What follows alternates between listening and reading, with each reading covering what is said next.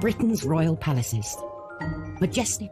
It's absolutely dripping in history. Luxurious. The White Drawing Room at Buckingham Palace is like a scene from a Disney film. And packed to the rafters with incredible secrets. Secrets that the royal family would much prefer not to be made public.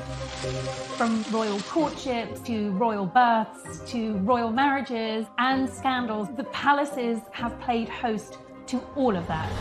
This series goes behind palace walls. The royal palaces represent the monarchy and have incredible history. We'll learn how these iconic creations were built. 16th century kings built with brick in a way that we wouldn't recognise today. This is George IV leaving his mark on the centre of London. Uncover the spectacular palace art housed within. The royal collection is vast, and I mean vast. It has more than 1 million objects spread across all of the royal palaces. Just imagine what has been collected over centuries. So this collection is unlike any other collection in the world. Discover their gruesome stories. It's an amazing insight into the royals' history, but also our common history. Frankly, if you're going to cut the head off a king, it's got to be done in a palace. And relive the recent events that shaped the modern royal family. The whole case was an absolute fiasco and a huge embarrassment. The Queen was particularly aggrieved that Harry had done it in the way that he had.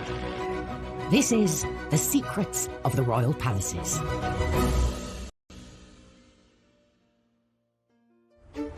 This time, royal security under the spotlight as the Queen gets locked out of her own palace. Nelson's Gate wouldn't open, and the Queen was actually kind of locked out of her own house. One of our most loved royals is revealed to the world at Balmoral. The impact of these pictures was massive. They went around the world. We explore the blueprints for the most famous royal palace in the world. Every one of those rooms is a glitzy show-off piece. And discover it has unwanted house guests. Buckingham Palace has definitely got a rat problem. And we reveal the secrets of one of its historic royal coaches. The coach isn't just a way of getting the Queen from A to B. It's a time capsule of British history across the ages. Royal palaces are found in every corner of the UK, from Balmoral and Holyrood in Scotland to Windsor and Kensington Palace in England. There's no doubt that the royal residences are unrivaled, I think, around the world. You know, you have centuries of tradition, priceless artefacts, really important pieces of British heritage on display, and I think we're very lucky to have them. And the history and heritage continue inside the palaces as well, as they also house thousands of priceless treasures. The largest collection of art and furniture and beautiful treasures in the whole world. It's really effectively all of these things that have been collected by monarchs over the years. So therefore it's a brilliant collection that reflects our nation's evolution and historical significance. The Royal Collection tells us amazing things about the last 500 years of British and world history. But at Kensington Palace, one of the most historically important artefacts is hidden in plain sight. The weather vane sits on top of Kensington Palace. Built in 1605, the palace is one of the country's most popular visitor attractions, with over 500,000 people a year walking through these gilded gates. I think most people who come to Kensington Palace are hoping to spot a royal. Sitting on the roof, this weather vane is one of the palace's most incredible secrets, a beautiful golden object nestled between the royal chimney pots. When you approach Kensington Palace, if you look up on the rooftops, you might just make out the glitter of a weather vane, but there is more than meets the eye to this thing. In 1689, the new monarch, William III, and his wife Mary, picked Kensington Palace as their home. These were turbulent times. Crucial battles were being won and lost on the high seas. Everyone was looking for an advantage, and this unassuming weather vane would become William's secret weapon. He had his navy out at sea at battle, and by knowing what direction the wind was blowing in, he'd know whether battle would go in his favour or against him. But it's what lies beneath this weather vane that makes it one of a kind. What William did was he commissioned a really ingenious object that's somewhere between art and engineering, and what it meant was that he didn't need to be outside to see the direction of the weather. Down in the King's Gallery, there is a map above the fireplace. This map is so important because It became the very centre of King William's military operations. It's got the 4 continents in the corner, and Great Britain has been made much larger in scale in comparison to the rest of Europe, particularly France, with whom England was at war at the time. It's an amazing work of art, but what's incredible also is the metal dial and how that works. Connecting the two are a series of pulleys. So as the weather vane moves on the roof of Kensington Palace, a dial shifts on the face of the map. Instantly, William could see the direction of the wind and plot his next military manoeuvre on his map. It was a game changer, giving him a crucial edge over the enemy. William that they created, and amazingly it's still in perfect working order more than 300 years later. William's weather vane may be subtle and hidden away, but Kensington Palace most certainly isn't. It's one of the most public and easily accessible of all the palaces. For privacy, the royals retreat up to Scotland, to their most secluded palace, Balmoral. Located 100 miles northeast of Edinburgh, Balmoral Estate has been a royal palace since 1852, when Queen Victoria and Prince Albert bought the land and commissioned the castle. Balmoral is where the royals go on holiday, but it's not like the kind of holiday the rest of us have. They are woken to bagpipes in the morning.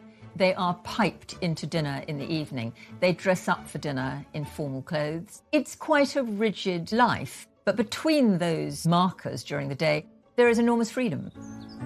It's the one palace they can almost guarantee privacy, which is probably why so many royal relationships have blossomed there. The Duke and Duchess of Cambridge spent time there when Kate was first being introduced to the family.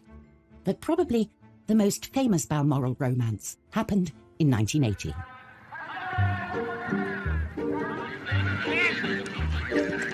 Prince Charles was getting a bit of a reputation as a man about town and was showing no signs of settling down.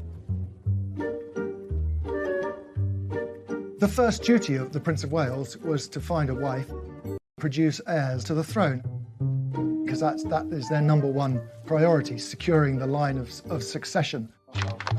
After a series of failed relationships, pressure was mounting from within his family for him to find a suitable match. He was over 30. He had had a string of girlfriends. His father felt that it really was important that he needed to settle down, stop being a playboy, stop playing the field, and find a wife. And the press was also getting restless, going into a feeding frenzy whenever Charles was seen out with a lady. There was a lot of speculation, poor fellow, whenever he was seen with anybody, is she the one? He did feel pressure, there's no question, from the press, from the media, and indeed from his own family. Then, in September 1980, Prince Charles asked the Queen to invite his latest girlfriend, one Diana Spencer, to Balmoral for the weekend. A positive sign that this relationship was important to him. But for any potential wife or husband, there is a secret tradition that takes place at this royal palace. The Balmoral test, a pretty terrifying moment for any would-be royal girlfriend. You're really given the... Stay in one of the royal residences. I mean, there's a lot of pressure to try and get it right. And other girlfriends of Prince Charles had fallen down. Would Diana pass the Balmoral test? This was a make-or-break moment for the budding relationship. The Queen thought this girl is completely charming and she seems to love everything about the outdoors, which of course she didn't at all. But she was really putting on a good show.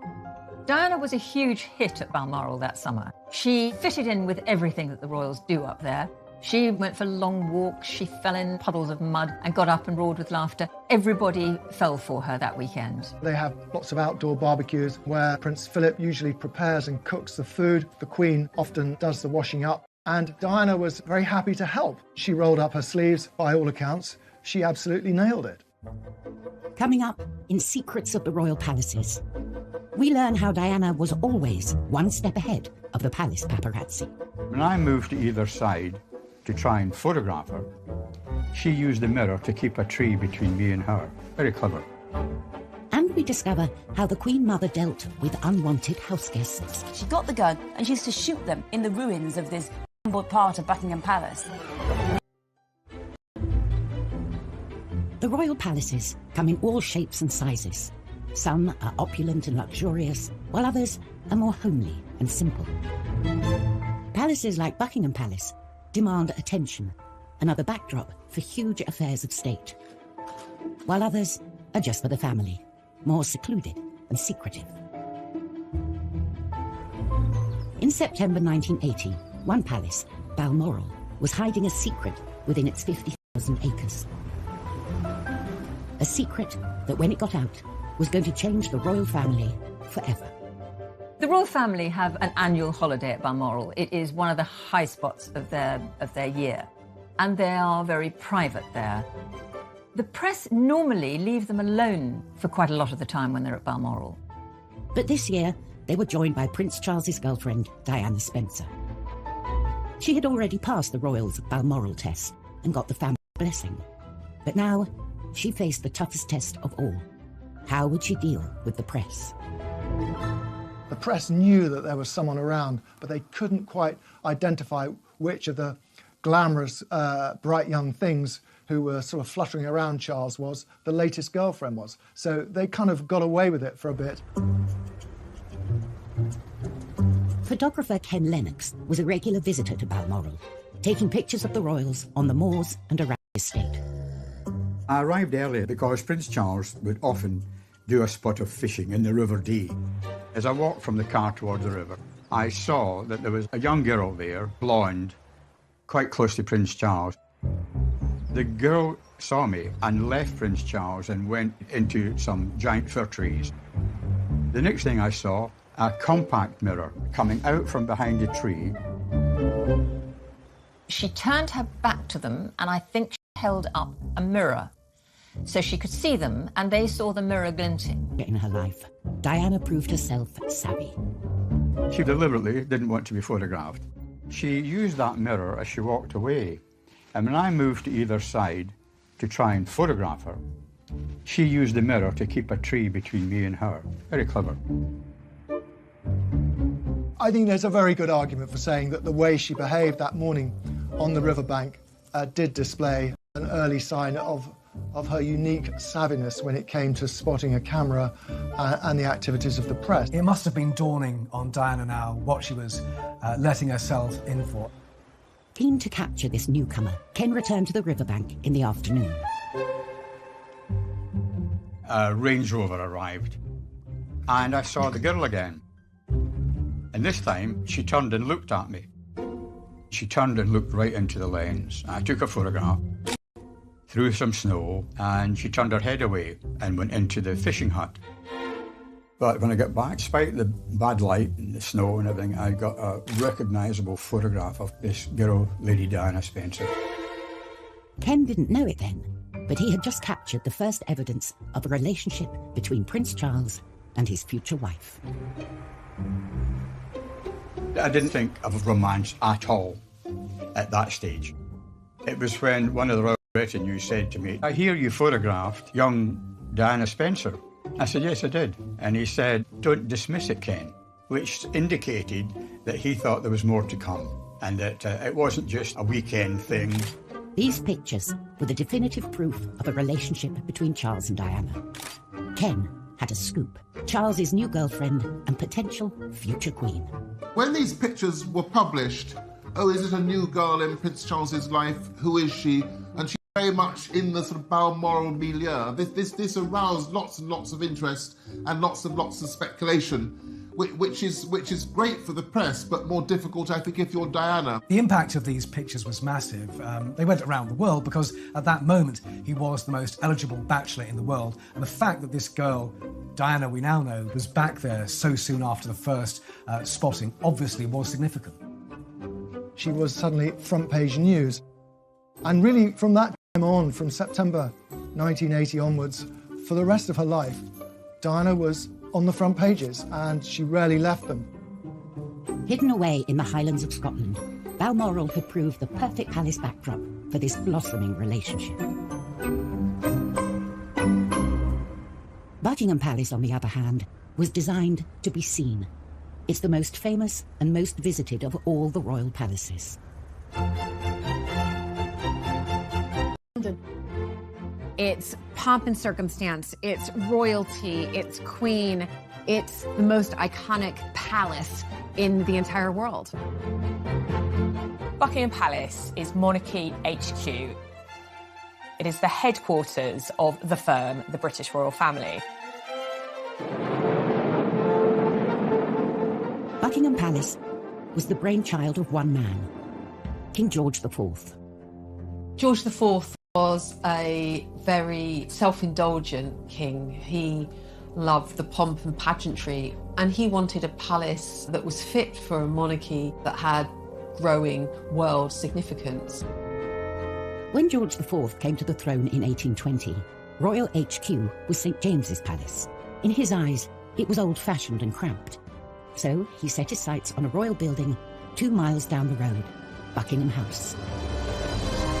George felt it was a building he could transform into a palace worthy of someone of his status.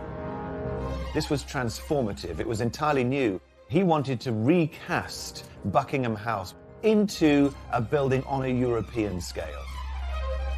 And there was only one architect who could execute George's grand ambitions to build the ultimate palace: John Nash. He'd already built some of the most spectacular buildings Britain had ever seen, including the Theatre Royal Haymarket and Brighton's Royal Pavilion. George IV, the showman, always wanted to show off, and Nash was the man to do it for him. Nash had turned the middle of London into a theatrical promenade. He was ingenious. Nash set about transforming Buckingham House into George's vision of a royal palace, doubling the main block in size and massively enlarging the rest. This is George IV leaving his mark on the centre of London. But only part of Nash's exterior remains today, and it is only seen by a privileged few.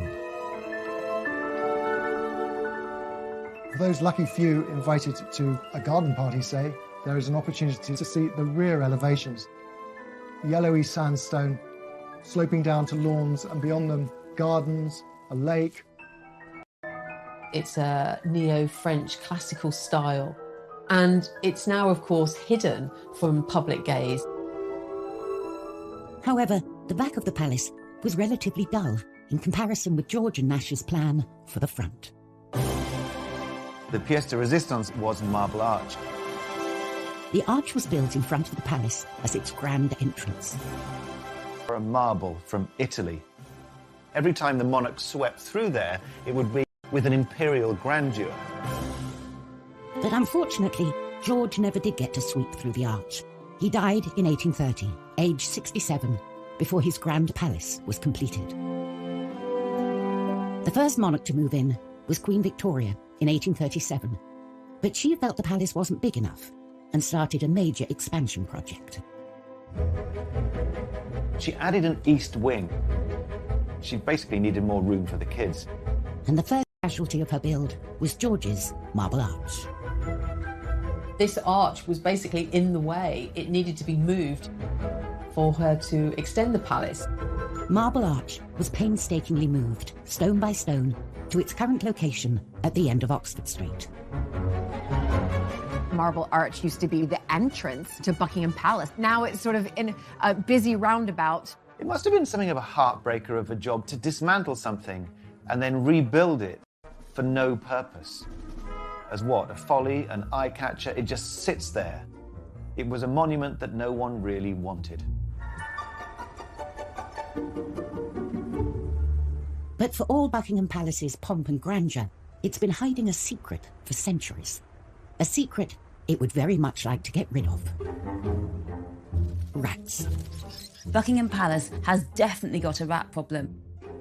When Queen Victoria moved to Buckingham Palace as Queen, she was shocked by how many rats there were. The rats treated Buckingham Palace like their own personal playground, and when Victoria moved in, she tried to put a stop to it, and really it ended up being a bit of a battle. It got so bad that Victoria had to appoint her own rat catcher. And this was Jack Black, whose title was VR, Rat and Mole Catcher to Her Majesty. and he really was the rat whisperer. I think that Victoria really hoped that he would exterminate the rats for good, but I'm afraid he didn't. The rats continued to plague Buckingham Palace throughout the reigns of all the monarchs. And in World War II, the Queen Mother used to use the rats as target practice. So she had a gun and she was practicing for what to do in case Hitler invaded and she was kidnapped. So she was using these rats for target practice. She got the gun and she used to shoot them in the ruins of this crumbled part of Buckingham Palace. So the rats have always been a problem throughout all of Buckingham Palace. As recently as 2019, exterminators were called in because rats were seen tearing through the royal kitchens. I honestly think that the best place to be in London if you're a rat is Buckingham Palace. There's lots of food, there's lots of hidden places, there's lots of holes because it's such an old house. So rats have a good time in Buckingham Palace and they historically always lurking under the floorboards. Still to come on Secrets of the Royal Palaces. Nash and George's grand front gate has gone. The palace's dazzling staterooms more than compensate. The White Drawing Room is exquisite, and that's so deliberate. It's all about reinforcing the mystery of monarchy. And a royal hellraiser wreaks havoc at St. James's. Suddenly his court became one of extravagance, of hedonism, and certainly of women.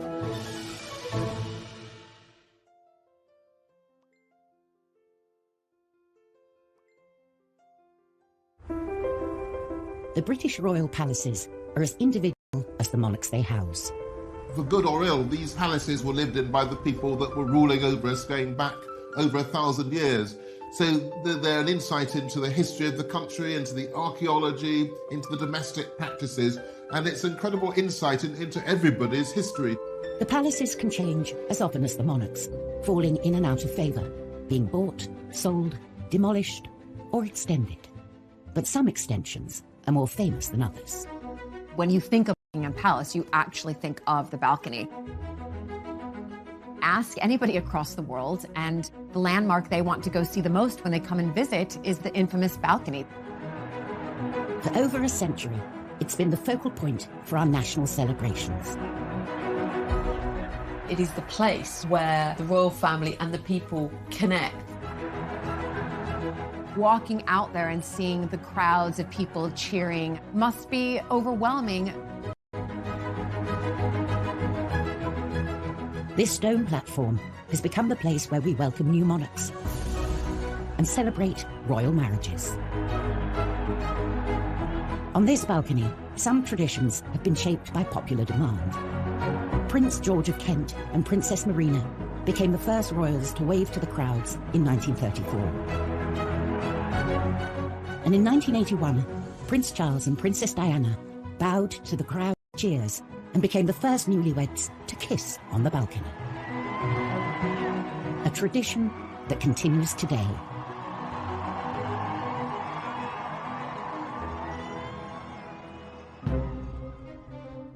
The balcony we know today was born out of an ambitious plan to overhaul London's ceremonial centre in the early 20th century. Architect Aston Webb not only gave the palace a new front of Portland stone, but also widened the mall and created Admiralty Arch. I think if George IV had seen Buckingham Palace today, he'd say, that's what I was talking about. It starts with a version of Marble Arch. Then the Great Road of the Mall frames a processional view of Buckingham Palace. And then he guides your eye to the very centre by setting underneath the focal pediment a balcony. And the royal family themselves become the very focus of the end of this long parade of greatness. But when Webb began work, Buckingham Palace didn't have a balcony at all. The facade presented to the world was one that could have been the front of a hotel or railway station or one of London's clubs. To transform Buckingham Palace into a more suitable seat of power, Webb naturally turned to Stockport.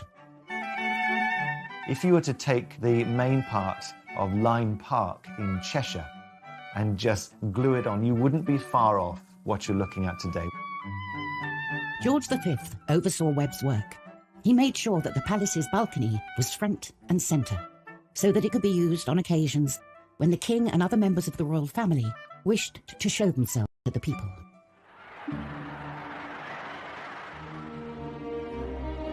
Just months after the building was completed, World War I broke out, and the crowds gathered to seek reassurance from the king. But perhaps the balcony's most defining moment came on VE Day in 1945.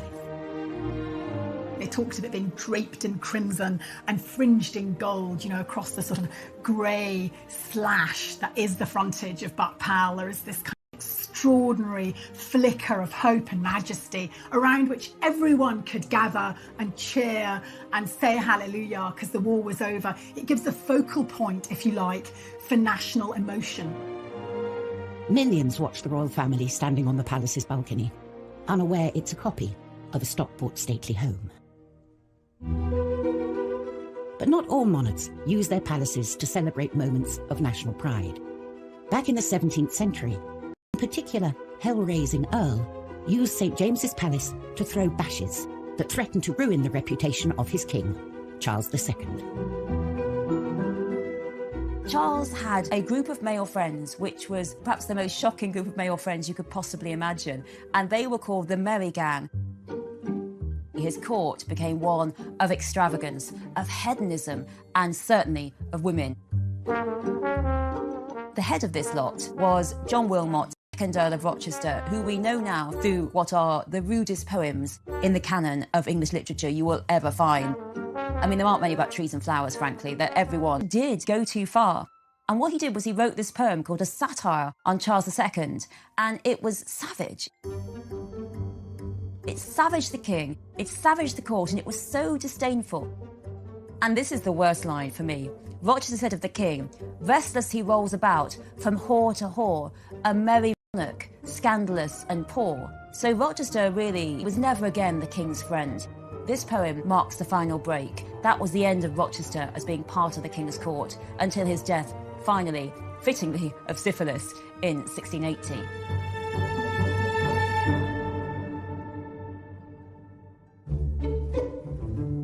When royal palaces aren't being temples to debauchery, they're normally used as working buildings, the offices of the monarchy.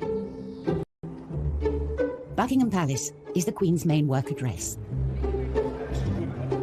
It's here she spends most of her weekdays, carrying out the duties of state. But most Thursdays, she gets to get away from the office and travel up to Windsor, the palace she thinks of as home.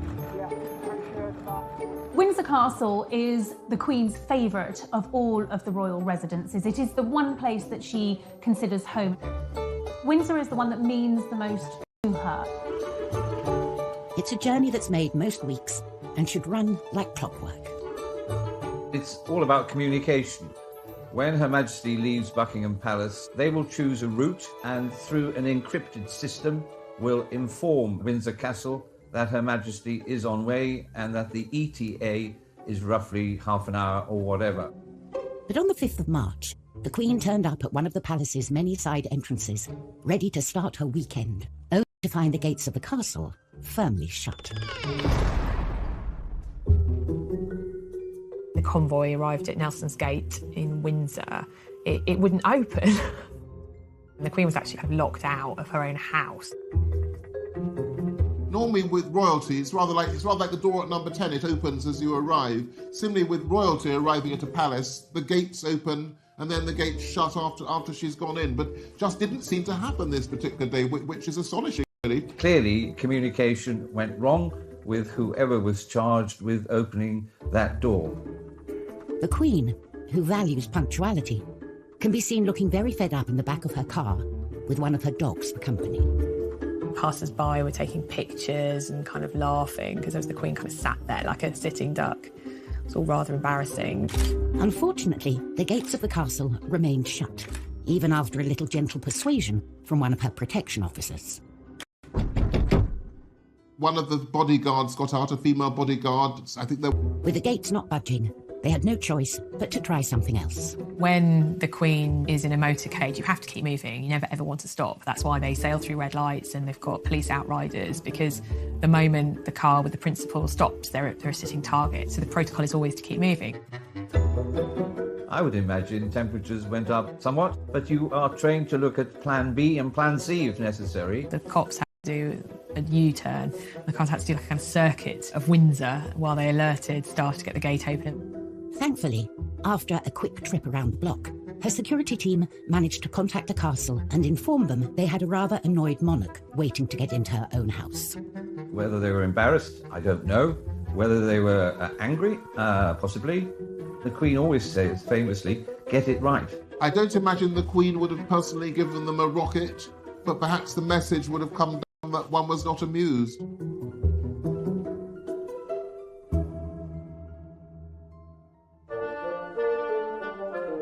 The royal palaces house an extraordinary range of art and design objects, and some are as practical as they are beautiful. None more so than the Queen's collection of carriages, a vital and iconic part of any royal celebration.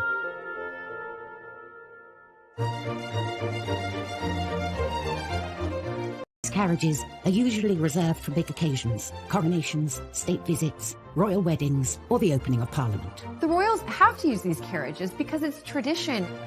It's what we all remember, it's what we see in the history books, it's what we envision. They form part of that pomp and ceremony and circumstance that we associate with monarchy and that the public enjoy. I never want the royal carriages to go away. There are more than 100 coaches in the royal collection, and the most important carriages are held here, at Buckingham Palace's Royal Mews.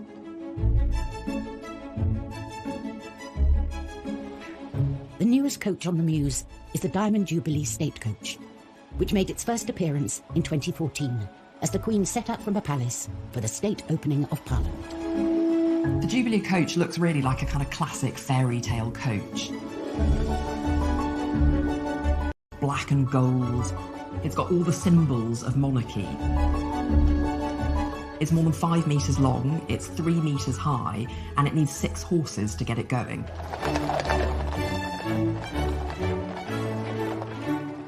And of course, the perfectly clean and large windows allow her subjects a glimpse of the monarch as she passes by. We can see them much better. If they were in a car, it's faster. There's not as many sort of... And due to a secret 360-degree camera hidden in the golden crown on the top of the coach, the Queen gets to peek out at her subjects as they peek in. Coming up on Secrets of the Royal Palaces, we reveal the secrets hidden inside the Queen's most luxurious carriage. You can see immediately that something special is going on.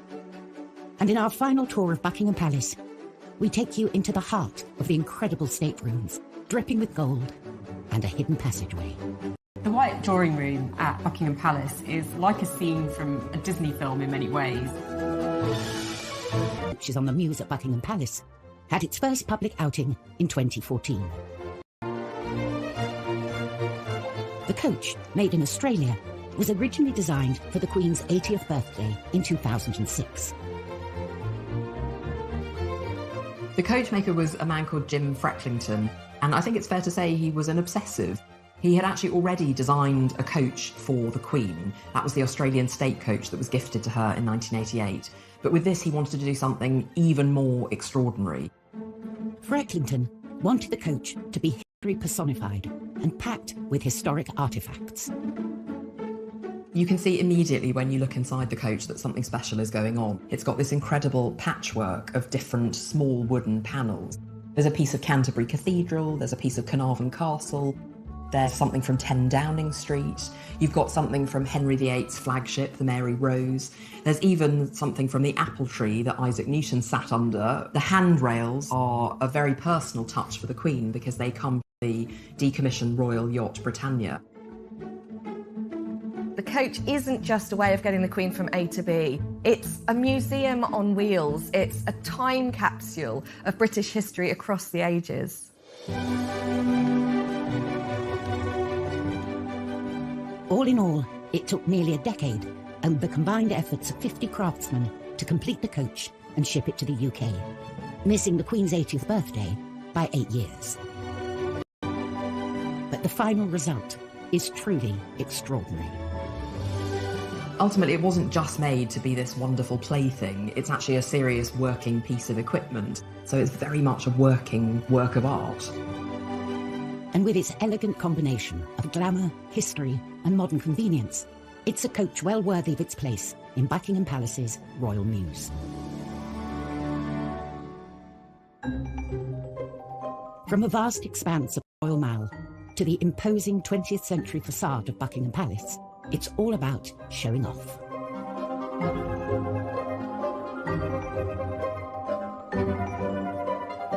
When you walk in, it's a little bit like the TARDIS. You get past the kind of dull grey exterior and in you go, and all is opulence. And this wonderful sense of being transported into another world. George IV and his architect John Nash transformed what was Buckingham House into this most famous of royal palaces. Guests enter the Grand Hall and make their way through to the Grand Staircase. The Grand Staircase is a double-legged staircase that sweeps up to the first floor apartments. If you look up to this glass ceiling, it's almost like God is shining down on you. And of course, lest we forget, and I'm sure George IV never forgot, royalty, especially, was regarded as God's appointed messenger on earth, the divine right of kings. After the staircase, visitors arrive at a series of state rooms. The sequence of rooms by design in a royal palace are intended to get grander and grander as you get closer and closer to the heart of the monarchy and the private apartments of the monarch. But what's notable here is that they're all splendid. The state rooms contain many great treasures from the royal collection, including the greatest painting and sculptures through the ages, and some of the best English and French furniture in the world. Every one of those rooms is a glitzy show-off piece. The grandest of all the staterooms is the White Drawing Room. The White Drawing Room is exquisite, and that's so deliberate. It's all about reinforcing the mystery of monarchy. The grandest of the staterooms, adorned with French and English finest porcelain and furniture. The White Drawing Room at Buckingham Palace is like a scene from a Disney film in many ways. You have these incredible high ceilings, everything decorated in gold piano, enormous chandeliers. You know, it's what you'd imagine the Queen's Palace to look like. This room holds a palace secret. If you look very carefully, there are two mirrors, and one of them is just a chink ajar. And if you ask very nicely, someone might show you that it actually opens slightly. And that is the way that the Queen accesses her private apartments. The Queen enters from her royal closet, and out she pops, there to be presented among the chosen few. So really, Nash did us proud, or rather, did her proud. With no expense spared, Buckingham Palace has been wowing kings, queens, presidents, and the public for hundreds of years. It's the quintessential palace in the heart of London.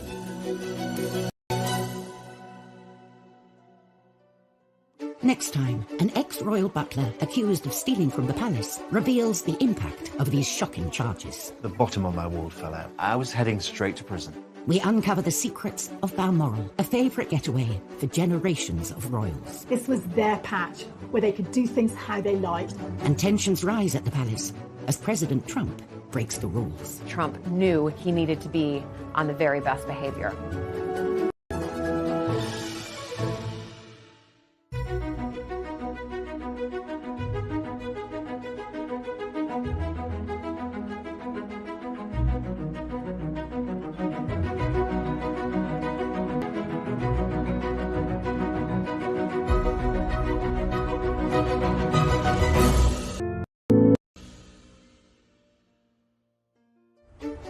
This time, royal security under the spotlight as the Queen gets locked out of her own palace. Nelson's Gate wouldn't open, and the Queen was actually kind of locked out of her own house. One of our most loved royals is revealed to the world at Balmoral. The impact of these pictures was massive. They went around the world. We explore the blueprints for the most famous royal palace in the world. Every one of those rooms is a glitzy show-off piece. and discover it has unwanted house guests. Buckingham Palace has definitely got a rat problem. And we reveal the secrets of one of its historic royal coaches. The coach isn't just a way of getting the Queen from A to B, it's a time capsule of British history across the ages. Royal palaces are found in every corner of the UK, from Balmoral and Holyrood in Scotland to Windsor and Kensington Palace in England. There's no doubt that the royal residences are unrivaled, I think, around the world. You know, you have centuries of tradition, priceless artefacts, really important pieces of British heritage on display, and I think we're very lucky to have them. And the history and heritage continue inside the palaces as well, as they also house thousands of priceless treasures. Largest collection